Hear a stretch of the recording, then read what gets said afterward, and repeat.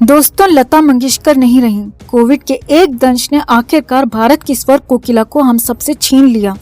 एक बहुत ही सादा, संयमित और शांत जीवन जीने वाली लता दीदी अब सदा के लिए शांत हो चुकी हैं।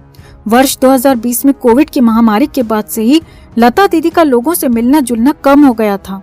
मुंबई में महामारी का प्रकोप और लता दीदी की वृद्धावस्था में ये बहुत जरूरी था कि वो सभी प्रकार की आवश्यक एहतियात बरतें। उम्र के 90 साल बीत जाने के बाद लता शारीरिक रूप से कमजोर हो चली थी। कोविड उनके लिए बाकियों से कहीं अधिक खतरनाक हो सकता था और मुंबई थी कि वहां कोविड का प्रकोप शांत होने को राजी नहीं था। यही वजह है कि पिछले 1 साल के दौरान लता जी ने लोगों से मिलने का सिलसिला एकदम बंद कर दिया था। वो अपने घर में खुद को क्वारंटाइन कर चुकी थी। शरीर कमजोर होता जा रहा था, आयु बढ़ रही थी, तबीयत अब देख रेख और सहारा मांगने लगी थी। सीआईडी फेम ऋषिकेश पांडे का लता मंगेशकर जी से एक अलग रिश्ता रहा है। पिछले 15 सालों से ऋषिकेश लता के फैमिली फ्रेंड के रूप में पहचाने जाते रहे हैं। ऋषिकेश बताते हैं, लता दीदी की सेहत को ध्यान में रखते हुए पिछले 1 साल से उनके घर में किसी भी आउटसाइडर को आने की इजाजत नहीं थी। यहाँ तक कि आशा भोसले जी भी 1.5 साल से लोनावाला में ही रह रही हैं। वे लोनावाला से ही 1-2 बार मुंबई आना जाना किया करती थी। 10 साल से लता जी की तबीयत को ध्यान में रखते हुए उनके लिए एक नर्सिंग स्टाफ रखा गया था। 5 से 6 नर्सेज उनकी देखभाल के लिए रखी गई थीं। लता जी का डाइट चार्ट भी लंबे समय से डॉक्टर्स के बताए अनुसार ही चलता आ रहा था, तो खाना पीना भी पिछले कुछ वर्षों में बहुत सादा और संयमित था। लता जी के घर पर माहौल बहुत धार्मिक था। घर में घुसते ही बाएं तरफ एक भव्य मंदिर है जहां पूजा पाठ चला करती थी। घर के माहौल में एक आध्यात्मिक और सांस्कृतिक छवि थी। हर साल गणपति पूजा में हम लोग जाते ही थे, लेकिन कोरोना की वजह से हम लोगों का आना जाना बंद हो गया। उन्होंने बताया, दीदी के घर पर गणपति पूजा तो हुई, लेकिन हम लोग उसमें शामिल नहीं हो सके। ऐसा नहीं है कि कोई घोषित प्रतिबंध था, लेकिन हम सब कोरोना के कारण इतनी एहतियात बरतना ही चाहते थे। ऋषिकेश बताते हैं कि लता जी भले ही लोगों से फिजिकल रूप में नहीं मिल रही थीं, लेकिन फोन और व्हाट्सएप में एक्टिव रहा करती थीं। उनके करीबी लोगों का एक व्हाट्सएप ग्रुप है जहां लता दीदी अक्सर जोक्स भेजा करती थीं। जोक्स उन्हें काफी पसंद थे। हम भी उन्हें जोक्स भेजकर एंटरटेन करते थे। लता जी की सबसे बड़ी खासियत यह है कि उन्हें अगर किसी का भी काम पसंद आए तो वो फौरन उससे फोन पर बात करती और उनकी तारीफ करती। उम्र के इस पड़ाव में भी उनकी याददाश्त शक्ति गजब की थी। वे जिन्हें पसंद करती उनकी हर चीज को वो नोटिस किया करती थी। ऋषिकेश बताते हैं, मैं भी हैरान हो गया था जब उन्होंने मुझसे कहा कि सीआईडी में मैंने किस रंग की शर्ट पहनी थी और कैसे बेल्ट लगाए थे। उनका अपार स्नेह मेरे प्रति रहा और मैं अब उनकी अनेक स्मृतियों के साथ पीछे छूट गया हूँ। दोस्तों, सुरों की मल्लिका लता मंगेशकर अब हमारे बीच नहीं रही। उन्होंने मुंबई के ब्रीच कैंडी अस्पताल में अंतिम सांस ली। लता पिछले 7 दशक से अपनी आवाज का जादू फिल्मी दुनिया में बिखेर रही थी। उन्होंने अपने फिल्मी करियर में 30,000 से ज्यादा गाने गाए हैं। 35 से ज्यादा भाषाओं में गाना गाने वाली लता ने अपने करियर की शुरुआत 1942 में माता एक सपूत की दुनिया बदल दे तू गाने के साथ की थी। 1948 में आई फिल्म मजबूर में गाया गाना दिल मेरा तोड़ा मुझे कहीं का ना छोड़ा उनके लिए बड़ा ब्रेक रहा। लता की प्रोफेशनल लाइफ के बारे में तो हर कोई जानता है दोस्तों, लेकिन आज हम आपको उनकी खूबसूरत लव स्टोरी के बारे में बताने जा रहे हैं। कहा जाता है कि पहली नजर का इश्क कभी नहीं भुलाया जा सकता। सुरों की मल्लिका लता मंगेशकर के लिए भी कुछ ऐसा ही कहा जा सकता है। सुरों की मल्लिका को एक महाराजा के साथ इश्क हो गया था। ये महाराजा कोई और नहीं बल्कि उनके भाई का दोस्त था।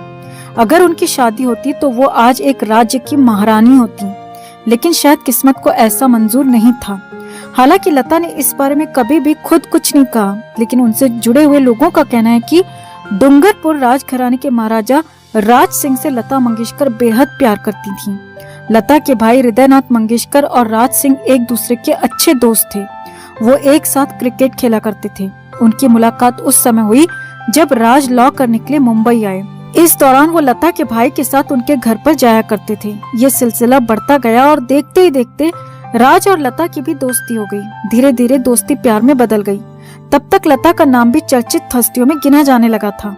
इसीलिए मीडिया में भी लता और राज के रिश्तों को लेकर बातें उड़ने लगी। राज 3 भाइयों में सबसे छोटे थे। बताया जाता है कि दोनों एक दूसरे से शादी करना चाहते थे, लेकिन शादी नहीं हो पाई। कहा जाता है कि राज ने अपने माता पिता से वादा किया था कि वो किसी भी आम घर की लड़की को उनके घराने की बहू नहीं बनाएंगे। राज ने ये वादा मरते दम तक निभाया। आपको जानकर हैरानी होगी दोस्तों कि लता की ही तरह राज भी जीवन भर अविवाहित रहे। राज लता से 6 साल बड़े भी थे। राज को क्रिकेट का भी बहुत शौक था। यही वजह थी कि राज लंबे समय तक बीसीसीआई से जुड़े रहे। बताया जाता है कि राज की वजह से लता के अंदर क्रिकेट प्रेम है जो जग जाहिर है। सचिन तेंदुलकर लता के फेवरेट क्रिकेटर हैं। राज और लता को मिलाने में क्रिकेट का बहुत बड़ा योगदान रहा है। एक बार क्रिकेट खेलने के बाद राज को लता के घर चाय पर बुलाया गया। यही पहली बार राज सिंह ने लता को देखा और उनकी दोस्ती हो गई। राज लता को प्यार से मिट्ठू पुकारते थे। उनकी जेब में हमेशा एक टेप रिकॉर्डर रहता था जिसमें लता के चुनिंदा गाने होते थे।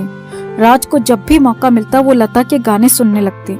12 सितंबर 2009 को राज सिंह का देहांत हो गया था और 2021 6 फरवरी को लता मंगेशकर भी हम सबको छोड़कर चली गईं। इस दुनिया में तो इनका प्यार मुकम्मल नहीं हो पाया, पर शायद अब जब लता भी राज के पास पहुंच गई हैं तो उस दुनिया में जरूर दोनों मिल गए होंगे। और इसी दुख में पूरी दुनिया देश बना हुआ है, लेकिन उनके शब्दों ने सभी को चीर कर रख दिया है, जो उनकी बहन आशा भोसले ने मुंबई में बताया।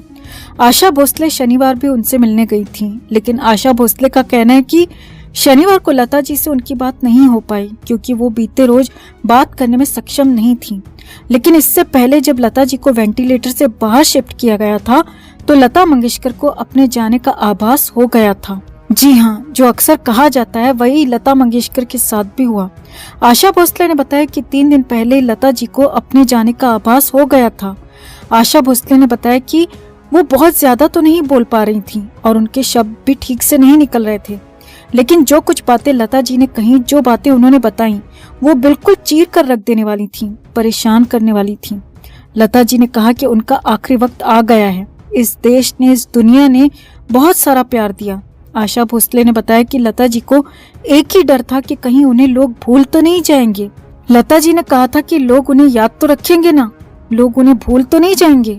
इस पर आशा भोसले ने कहा था कि लता मंगेशकर एक हैं और एक ही रहेंगी। और आशा भोसले ने बताया कि लता जी खुद इसके बाद रोने लगी थी।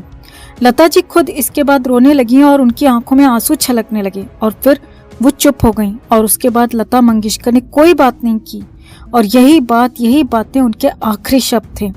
अब लता जी हमारे बीच नहीं हैं, लेकिन आशा भोसले ने बताया कि उनसे आखिर में क्या बात हुई। आखिरी वक्त में उनकी एक ही ख्वाहिश थी कि लोग उन्हें याद रखें, हमेशा याद रखें, और उन्हें डर भी यही था कि लोग उन्हें याद तो रखेंगे ना। और इसी बात का उन्होंने अपनी बहन आशा भोसले से जिक्र किया। यही उनके आखिरी शब्द थे। तो आप भी लता मंगेशकर को किस तरह से याद करना चाहेंगे, कैसे श्रद्धांजलि देना चाहेंगे, आप भी कमेंट में जरूर बताएं।